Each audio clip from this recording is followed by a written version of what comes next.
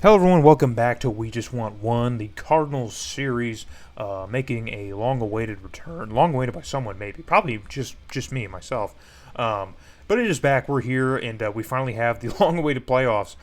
We went 14-2 in the regular season, led the NFC, and that has led us to where we are now, awaiting our divisional round opponent, as we take a look at the wild card round here with the Browns going to Pittsburgh, the Rams going to Tampa, the Titans going to Denver, and the Seahawks going to Philly. So it is a loaded wild card weekend, a lot of great teams, a lot of great talent, but we're going to look at the injury reserve here and see who is playing and who is not, because a lot of the teams that are currently in the playoffs have some significant injuries, like the Titans not having Steve McNair due to turf toe. He is not available for the Titans heading into the postseason. The Steelers are missing Antoine Randall L., but it looks like Hines Ward will be able to play. But not having your top two receivers is pretty significant. The Seahawks are missing a couple defensive pieces, which may hurt them. The Rams are missing a right tackle, almost like their starting right tackle, which is pretty significant as well. But, across the league, I thought it'd be fun to kind of look at the injuries here because there are quite a few substantial ones. I mean, you might be seeing some names from teams who didn't make the playoffs that I'm just kind of skipping through. But here you see we got Brian Dawkins and Donovan McNabb, two important names. Brian Dawkins is out for the season. He had a season-ending injury at some point in the season, and it looks like McNabb maybe got hurt towards the end of the season, which has sidelined him for this game, for the wild card game, it looks like. So the Eagles are going to be without some pretty significant pieces on both sides of the ball heading into this wild card matchup they have with the Seahawks. And then you see the Chargers. LaDainian Tomlinson was out for the year. And remember, we played the Chargers at the very beginning of the season. The Buccaneers are missing Derek Brooks, which is pretty significant too. And also Warren Sapp looks like he will be able to suit up and play for them. But Derek Brooks has had a season-ending injury. That broken elbow is getting everybody, apparently. It is getting everyone. And also, look at this. Ross Verba for the Browns has a career-ending injury. So they lose a pretty significant piece on their O-line in this wildcard game. But here are the results. The Steelers shut out the Browns in Pittsburgh. The Buccaneers narrowly beat out the Rams. The Titans hold on against the Broncos on the road, and then the Seahawks also stand tall against the Eagles on the road. So looks like the injuries that Philly had were detrimental to their success, but that does mean that Seattle is now going to have to travel to Tempe to play us now in the desert. So another familiar matchup with our heated division rival here. I don't think we've had a boring game with the Seahawks in this series so far. So I show off the stats here, but you guys already know the tale of the tape between our two teams. We are probably on paper the worst team in the playoffs, and that kind of played out in the season for the most part, but we just kind of had a few plays really go our way.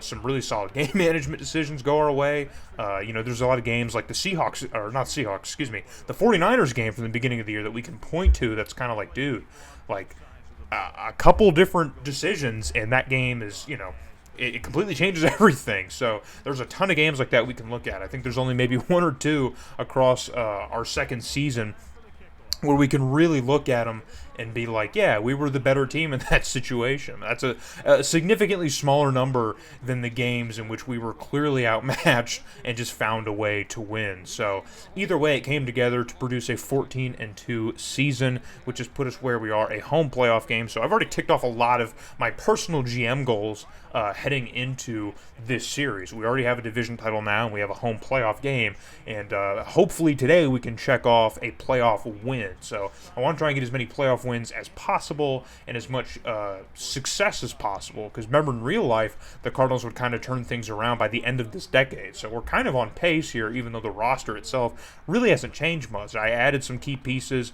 in parts of the defense, and drafted fairly well in our first year and got a lot of production from those rookies, and we've really seen that relay itself on the field. So after this year, I think a lot of those guys, like Norman Wiggins, Justin Williams, the cornerback we drafted, and of course Kyle Hedgel, our receiver, will really increase. So now let's get into our playoff game here with the Seahawks, as Thomas Jones is going to break off for a significant 15 or so yard run to get our offense started early in this game. We have to strike first, and we have to strike quick.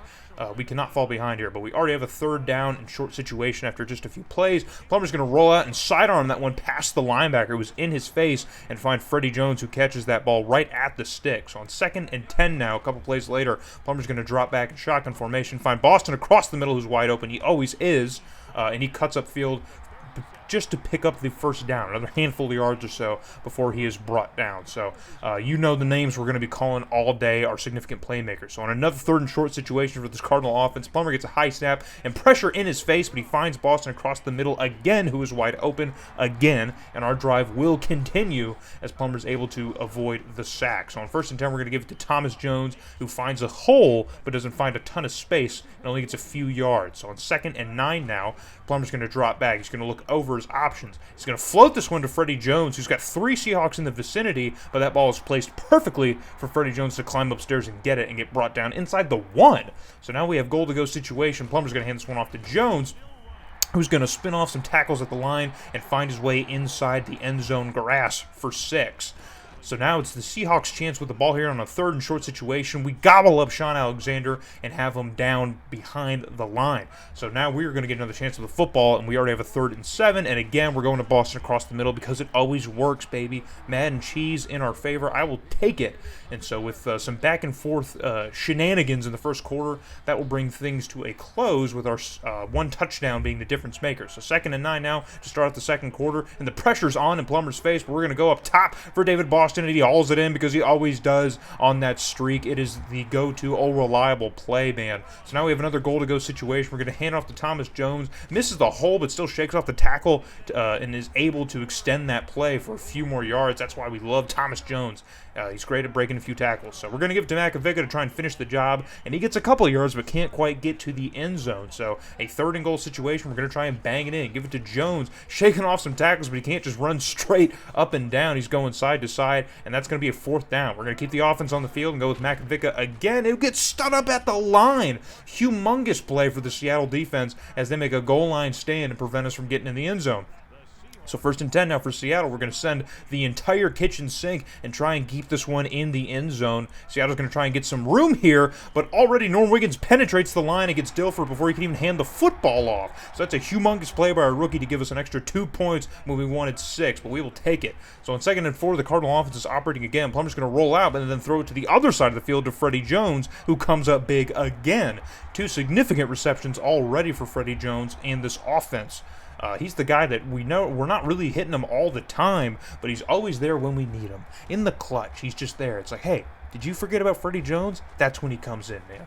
It's just, he's always hiding in the corner, lurking in the back, but he's there for us. So on 2nd and 6, we're going to try and get the first down or a little bit more, and we were able to flip this one to Makovica at the backfield, a big fullback reception, and he's going to get brought down inside the 5. So we got another goal-to-go situation already here in this first half, looking to maybe bust this lead completely open as we give it to Thomas Jones, who gets to the outside and has a good run, but he can't evade those Seahawk defenders. We're going to bring him down at about the 3 or 2. So we're going to give it to Makovica to finish the job, and he does just that. So already we got 2 rushing touchdowns between our amazing fullback, who is a Pro Bowl selection, I believe, and Thomas Jones, who is making a case for himself today as well. So 1st and 10 now, just under 2 minutes. The Seahawks can't do much with the football, but we can as we send this one up top for David Boston again, and this time he hauls it in again over top 2 defenders. Doesn't matter whether it's 1 or 2, he's always going to do it. That's why we love him so much. He's Pookie. We love Pookie because he's able to go out and get that football every single time, and that's why we gave him the money, and that's why we gave Jake Plummer the money, so we could just watch this happen for 16 games a year and hopefully more with the playoffs. So 1st and 10 now, we are inside Seahawk territory. Plummer's got a ton of coverage up front, and he's going to take forever to find Kyle Hedges, who's wide open, who's able to use that speed to cut up field and get a first down and a little bit more, and even get out of bounds to stop the clock. So 1st and goal from about the 9-yard line. We're going to give it to Thomas Jones, who breaks off a tackle and gets spun off another tackle and doesn't get much, but he's always active. He's physical. He's not getting a ton of yards, but he's physical. So the clock is running here, but it's 2nd and goal. Plummer's going to drop back at a shotgun formation, and we got no one open. He's going to take his time. I tried to get Hedgel, or I think Boston maybe, and just, I don't know, the CPU kind of kind of broke down internally with that throw. So on 3rd and goal, we're going to try and get something done here. And we find Freddie Jones and his man just, I don't know what he's doing. He's lost out there, lost in the grass, lost in the sauce. And Freddie Jones is able to break up field for another touchdown. So it's 23-0 over our division rival Seahawks. But hold on, they're not lying down yet, as Trent Dilfer's finally able to do something with the football. So Seattle's going to cook something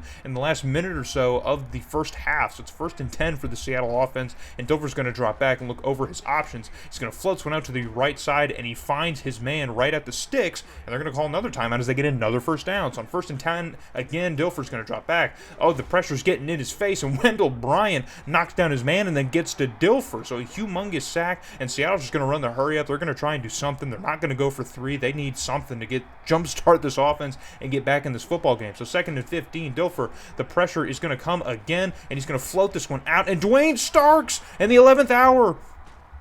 I mean, it's really not the 11th hour, but I guess the 11th hour of his season. Because, man, where has he been all year? He's had a couple moments, but this is a humongous moment for him as he comes up huge with an interception to close off the first half. We're just going to take a knee and go into the locker room with our 23-0 lead. And, man, it looks pretty grim if you're a Seattle fan right about now. Just look at this matchup here. That time of possession stat is absolutely brutal if you are a Seattle Seahawks fan right now. And I honestly didn't think we'd be doing this, man. Madden gets weird. I've since upped the difficulty because of how much I was winning in the regular season, and this is still, I mean, you know what I mean? So, a 3rd and very long situation for the Seattle offense fresh out of the first half. You know you don't like to see this, but Dover's going to float that one out and find Jackson, who hauls it in and is shaking off some Cardinal defenders. There's like 5 of them out there, and they finally get him down.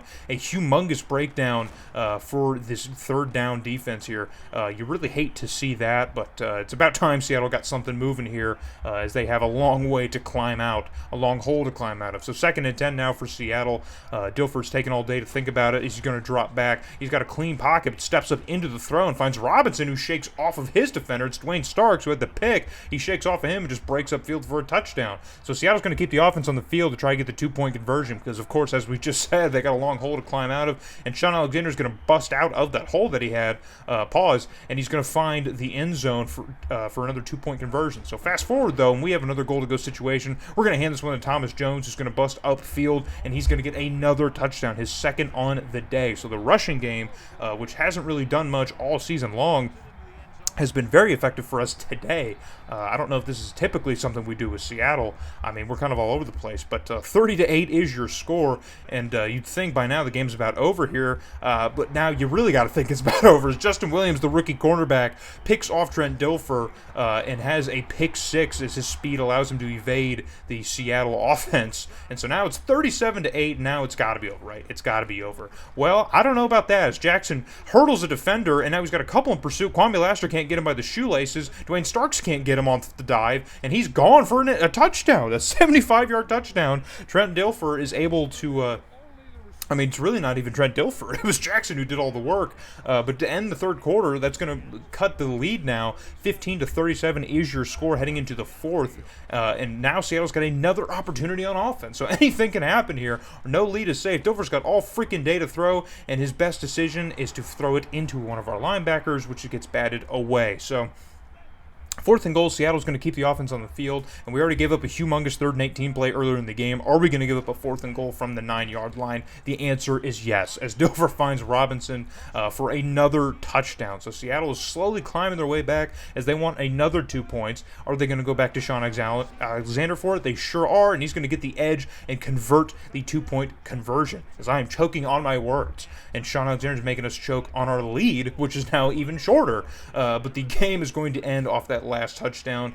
Seattle did a lot here in garbage time to at least make the lead look a little bit more respectable. Remember, it was 37-8 here in the last minute or two of the 3rd quarter, and that game ends 23-37. I cut it out, but we had another offensive opportunity within the 20-yard line. We were in the red zone, Seattle's red zone, again at the end of the game, but I wasn't trying to crack 40. I guess I could have since it's the Seahawks, but I knew we had to win. I didn't want to sacrifice anything, them getting any closer, because you remember the 49ers game. Things got out of hand very quickly. So looking over at the stats here, we were great on 3rd down, something we haven't done really all year, but really came through big here. But the red zone was a huge struggle for us, only 57%. We went to the red red zone 7 times and only came down with 4 successful trips. So not great, but when you own the ball for most of the game and are controlling things, it's going to work out. Plummer has probably one of his best games in Cardinal Red. I know I've probably said that 3 or 4 times this year, but after being injured for the first handful of games, it's great to see. Thomas Jones also has a pretty phenomenal game, 2 touchdowns and 76 yards. He doesn't normally rush for that much. David Boston, this is one of his Hall of Fame games. No touchdown, but 173 yards. We will absolutely take that. Freddie Jones also one of the MVPs for today. You love to see it. A lot of our rookies getting involved here.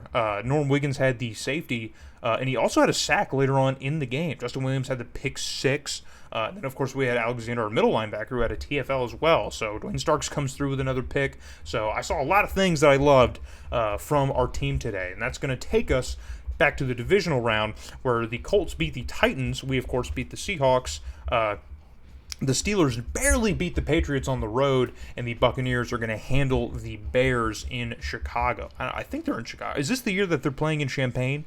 I think it is the year they're playing in Champaign, so that might have been a weird game to see. I can't remember. In Madden 02, they're playing in Old Soldier Field. In Madden 03, they're playing in Champaign, and then in 04, they're playing in New Soldier Field, I'm pretty sure. But anyway, your conference championship, Steelers at Colts, and then Buccaneers are going to come to the desert now for the NFC Championship game. Things are looking pretty awesome, but man, I cannot be too optimistic. I have no idea what this game is going to bring. I'm just glad I was able to finally do this one and at least see where our story is going to take us. So now we have a shot at an NFC title, man. This is crazy. We are the ragtag Cinderella story for this season. I guess the 03-04 or 04-05 season. So hopefully you've bought stock in Cardinals because we're going to be back in the NFC Championship, and I need everyone in the desert for that game.